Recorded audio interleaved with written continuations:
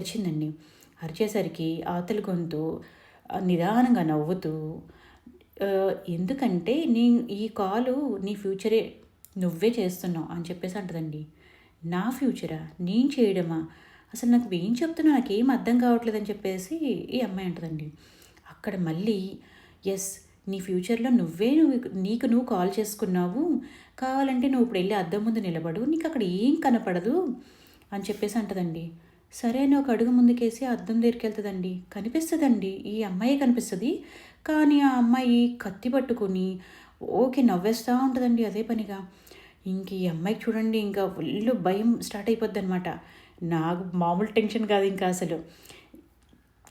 ఈ ఫోన్ అలా లైన్‌లోనే ఉంటుంది. ఇంకా ఈ అమ్మాయి ఫోను ఇక కట్ చేయాలా? ఏం చేయాలి? ఏం అర్థం కాకున్న టైంలో మళ్ళీ అందులోంచి వాయిస్ వస్తదండి. నిన్ను కాపాడాలంటే నిన్ను నువ్వే చంపేసుకోవాలి అని చెప్పేసి. ఇక అంతే కాల్ కట్ అయిపోద్దండి. అదేంటి అని నన్ను నేను చంపుకోవడం ఏంటి? ఫ్యూచర్‌లో నేను నాకు కాల్ చేయడం ఏంటి? అని చెప్పేసి ఈ అమ్మాయికి ఏమి అర్థం గాక అసలు అవతలేమో అద్దం నుంచి ఆ అమ్మాయేమో ముందుకి తన మీదకి నడుచుకుంటా వస్తదండి. వామ్మో! ఆ సీన్ చూస్తేనండి అమ్మో! నాకు మామూలు చెమటలు పట్టేయలేదసలు. ఇంకా భయంతో చెమటలు బిందులు ఇంకా నాకైతే.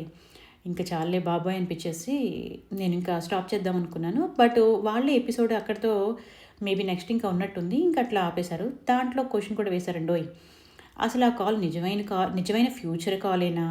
లేదు అంటే ఈ అమ్మాయి అలా భ్రమ పడుతుందా అని చెప్పేసి. హుహు. అనుకున్నానండి ఇంక నేను.